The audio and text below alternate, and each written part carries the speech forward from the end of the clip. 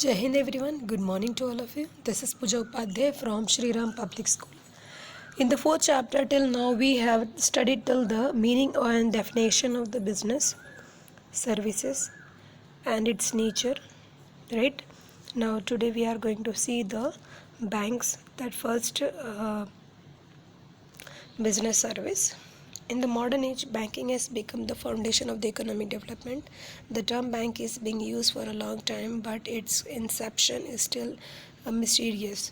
According to one school of thought, in olden days, the trader of the Italy who performed the job of exchanging the money were known as the banchi or the bancheri. The reason for calling them so was that they used to keep the table with them for making the payment, which was called banchi. The term banchi originated from the term bank originated from the same term banchi, or from the Greek word bank, meaning of the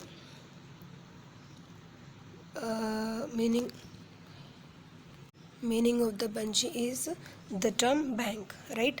तो सबसे पहले हमें ये पता चला कि ये bank word नाम कहाँ से आया, ठीक है। ये आया कहाँ से है, फ्रॉम द इटली, जहाँ पे लोग ये बैंकिंग फंक्शन जैसे काम करते थे, जिनको इन्होंने क्या नाम दिया था, बंची और बंचेरी, ठीक है। सो हमें अभी तक ये देखा कि बैंक कहाँ से ओरिजिनेट हुआ, इटली से, किस तरह से वो लोग वहाँ पे ट्रांजैक्शन करते थे और अलग अलग नाम दिए थे, और ये बंची और बंचेरी नाम से बैंक का इन्वेंशन हुआ, ठीक है। अब हम देखते हैं क्या मीनिंग है इस बैंक की। In common parlance, a bank means organisation which transact in money. Simple meaning में देखा जाए तो बैंक एक ऐसा बिजनेस है जो सिर्फ मनी में डीलिंग करता है। जैसे हम लोग अगर बिजनेस की बात करते हैं जो गुड्स में डीलिंग करते हैं, तो उसमें क्या होता है, गुड्स परचेस किए, सेल किए, गुड्स बनाए, बेचे, राइट। लेकिन बैंक में क्या होता है, पैसा आया पैसा गया, ये टाइप के ट्रांजेक्शन होते हैं, ये इस तरह का बिजनेस है। The organization accept the money from the people as a deposit and lend the money to the people as a loan. Nowadays, apart from the bank work as a transacting money, a bank perform many other functions also, like credit creation, agency function, general function। यानी simple है, bank करती क्या है, public से पैसा लेती है as a deposit, और उन्हीं को वो पैसा वापस करती है एज अ लोन और विड्रॉवल्स। इसके अलावा आज हम देखते हैं कि बैंक कई काम करती है, जैसे सैलरी लेना, डिविडेंड रिसीव करना हमारे बदले में, ठीक है, और फिर इलेक्ट्रिसिटी बिल पे करना, वाटर बिल पे करना, यानी कई तरह के एक्सपेंडिचर इंकर्ड भी हमारे बदले में बैंक के थ्रू हो जाता है, ठीक है। लॉकर फैसिलिटी हो गया, ये सारी चीज़ें। नेक्स्ट है डेफिनेशन। इंडियन बैंकिंग कंपनीज, आपको फर्स्ट नहीं सेकंड वाला खाली लर्न करना है। इंडियन बैंकिंग कंपनीज एक्ट में क्या कहा गया है, banking companies are one which transact the business of banking which means the accepting for the purpose of lending और investment of deposit of the money from public repayable on demand. Simple meaning में क्या कह रहा है, banking क्या है, एक ऐसा ऑर्गेनाइजेशन है जो मनी ट्रांजैक्शन में डीलिंग करता है, एक्सेप्ट करता है डिपॉजिट ताकि वो लैंडिंग यानी कि लोन दे सके, और ऐसे डिपॉजिट एक्सेप्ट करते हैं जो डिमांड पेबल है। डिमांड पेबल का मतलब होता है कि जब जो विड्रॉल के लिए डिमांड करेगा तो उसको, ठीक है, तो जब डिमांड करेंगे पब्लिक, जैसे जो डिपॉजिट करते हैं वो विड्रॉ करने के लिए आते हैं ना, तो उसको कहा जाता है विड्रॉल डिमांड, तो उस टाइम पे उनको विड्रॉ कर दिया जाएगा, ठीक है। इसके अलावा वो अदर सर्विस भी देती है, जैसे cheque, draft, order etcetera. Now we are going to see the types of bank. अब हम देखेंगे कितने टाइप्स के बैंक होते हैं। अब देखिए बैंक के कितने टाइप्स हैं, ठीक है। कमर्शियल बैंक हो गया, industrial bank, agriculture bank, regional bank, other apex banking institutions, ठीक है। फिर उसमें कई टाइप्स हैं, देखिए अब हम इसको डिटेल में देखते हैं। Classification on the basis of ownership. सबसे पहले क्या देखेंगे, बैंक का डिवीजन क्या है, किस बेसिस पे है, ओनरशिप। ओनरशिप का मतलब कि बैंक जो चला रहे हैं उनके ओनरशिप वाइज ये डिवाइड है, ठीक है। फर्स्ट वन है पब्लिक सेक्टर बैंक। सिंपल है, public sector bank are those which are owned by the government up to 51%। नाम से पता चल रहा है पब्लिक सेक्टर यानी कि government sector, okay. The government loan control them. In India 14 banks were nationalized in 1969 and 6 in 1980. All these banks are known public sector bank. Their main objective is social welfare. After merge of the new Bank of India in the Punjab National Bank and addition of IDBI in this category, the number of national bank increased up to 20. Beside this, State Bank of India and its subsidiaries are also included in the category. ये सारे क्या है, national bank है, ठीक है। subsidiary. Now all the subsidiaries of State Bank India, State Bank of Bikaner, Jaipur, ये सारे example किसके? पब्लिक सेक्टर के. सिंपल है, आपको एक ही चीज़ ध्यान में रखना है, Punjab national bank, state bank of India, IDBI, ये सारे क्या है? पब्लिक सेक्टर बैंक है, जिसके अंडर ओनरशिप किसकी होती है? गवर्नमेंट की, up to 51%. Clear? List of देख लीजिए. अब ये है आपके public sector bank: Allahabad, Andhra bank, bank of Baroda, bank of India, bank of Maharashtra, Canara bank, central bank. ठीक है, ये सारे एग्जाम्पल किसके हैं? पब्लिक सेक्टर बैंक है. एक जनरली आप लोगों ने सुना होगा कि बहुत से लोग ऐसे कहते हैं कि जब भी पैसा डालो तो पब्लिक सेक्टर बैंक में डालो, क्योंकि वहाँ पे गवर्नमेंट इन्वॉल्व होती है. स्टूडेंट, इसका एक ही रीज़न है, यहाँ पे ना पैसा डूबने का रिस्क बहुत कम होता है.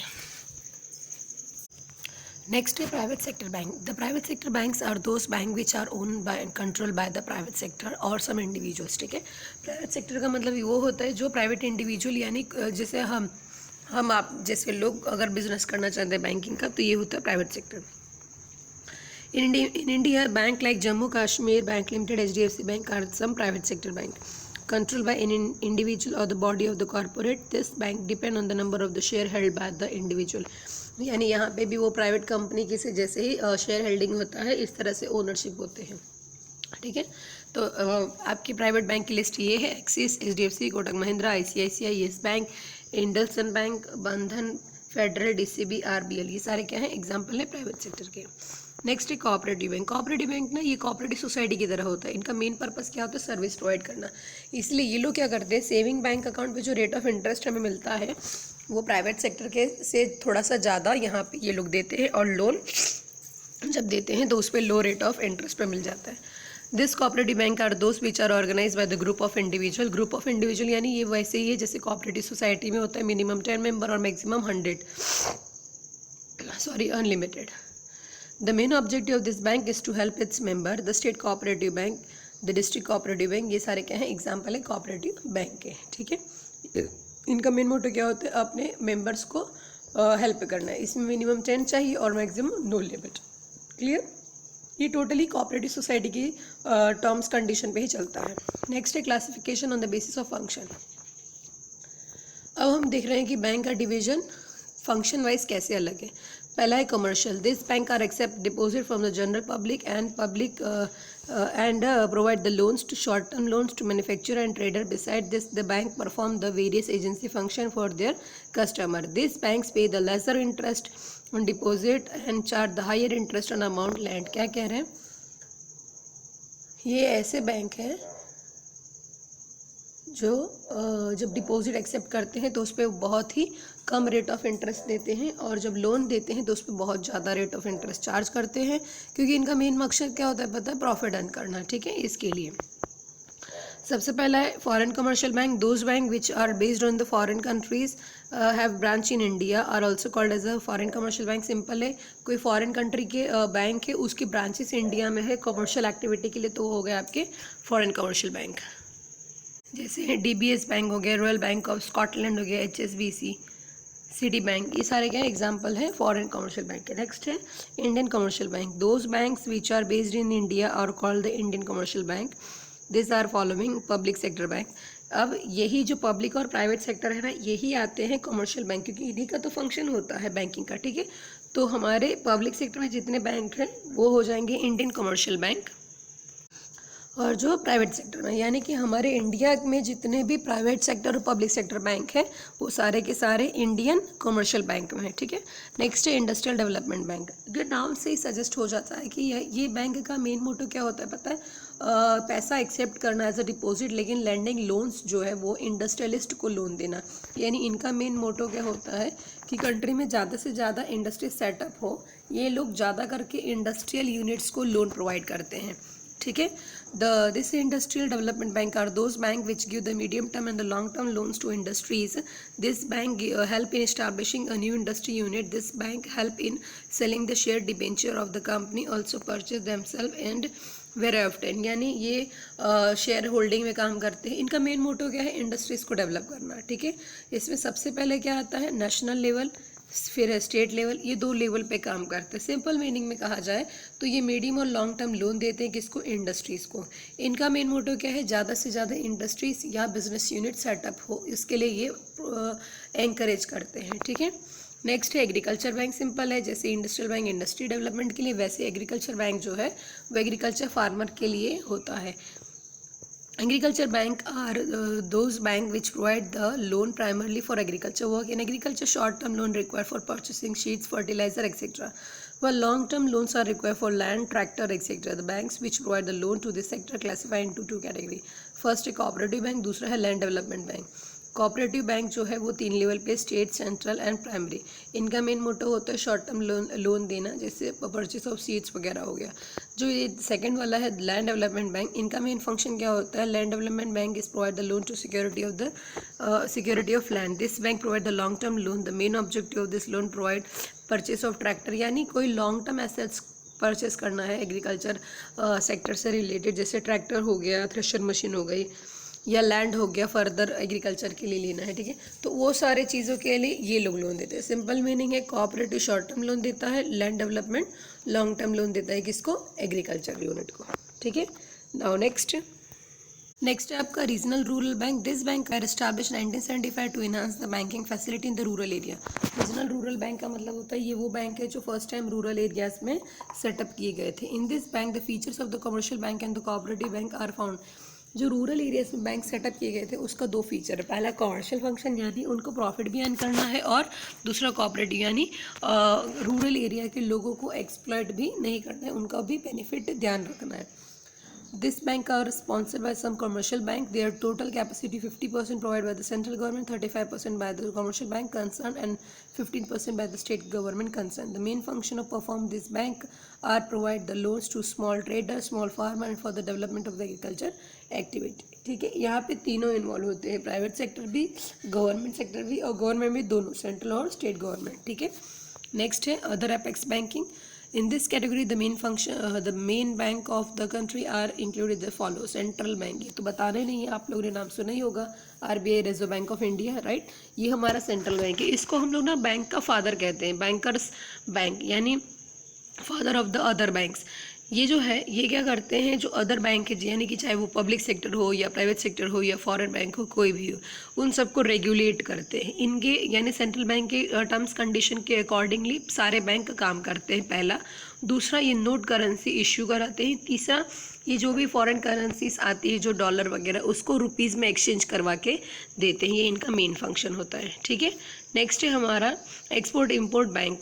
एग्जिम बैंक का मतलब होता है एक्सपोर्ट इम्पोर्ट बैंक। सिंपल है, those parties, those individual, those sector of organization who are engaged in the export import activity, they are deal with this bank, right? See, 1982 Exim Bank were established to expand the foreign trade. The main objective यहाँ पे होता क्या, जो लोग foreign trade करते हैं उनको foreign currency issue करनी होती है, और उनको ट्रांजेक्शन के दौरान फॉरेन करेंसीज आती है तो उसका एक्सचेंज करना, फिर फॉरेन करेंसीज में पेमेंट करने के लिए फॉरेन करेंसी की जो भी रिक्वायरमेंट होती है वो सारी चीज़ें फुलफिल करना, ये सारा मेन ऑब्जेक्टिव होता है एग्जिम बैंक का, ठीक है। नेक्स्ट है नेशनल हाउसिंग बैंक। सिंपल है, इनका मेन मोटो क्या है? हाउसिंग डेवलपमेंट, क्या नहीं, यानी ये लोग हाउसिंग लोन प्रोवाइड करते हैं। वो establish National Housing Bank established in 1988. The main objective of establishing this bank was to provide the housing loan to general public. Main काम क्या है? घर बनाने के लिए लोन देना। Industrial reconstruction bank of India, इसका मेन मतलब क्या होता है पता है? ये लोग इंडस्ट्री सेटअप करने के लिए लोन नहीं देते, बल्कि इंडस्ट्री को डेवलप करना है, कुछ मॉडर्नाइजेशन करना है, रिकंस्ट्रक्शन करना है, तो उसके लिए शॉर्ट टर्म लोन प्रोवाइड करते हैं, ठीक है। कौन से लोग? The industrial reconstruction bank of India. Clear? Now next है नाबार्ड। ये मोस्ट इंपॉर्टेंट है, इसको हमेशा याद रखिएगा क्योंकि एग्जाम में बहुत बार पूछा गया है, और ख़ास करके इसके फुल फॉर्म को, क्योंकि अक्सर बच्चे इसके फुल फॉर्म को ही भूल जाते हैं। नाबार्ड का फुल फॉर्म क्या है? The national bank for agriculture and rural development. Clear? The main objective of establishing of this bank is to develop the agriculture and rural area. The main function to provide the short term and medium term and long term loan, to extend the refinancing facility to the commercial and cooperative bank, to provide the finance for encouraging the export or specific commodities, to perform the research work for rural upliftment. Simple है, नाबार्ड का main motto क्या था? Primary sector को बढ़ावा देना। ये सबसे पुराना बैंक है जो रूरल एरिया में सेटअप किया गया था, मेन मोटो के साथ कि प्राइमरी सेक्टर को ग्रोथ और डेवलपमेंट कैसे किया जा सके, ठीक है। तो आज हम लोग यहीं पे स्टॉप करते हैं। फंक्शन ऑफ कमर्शियल बैंक हम लोग कल के लेक्चर में देखेंगे। Student be ready with today test, क्योंकि आज का टेस्ट आज के ही लेक्चर पर डिपेंड होगा, तो ध्यान से देख लीजिएगा, ठीक है। If you having any kinds of the doubt so you can ask me in the evening schedule. Till that stay home, stay safe. जय हिंद, टेक केयर।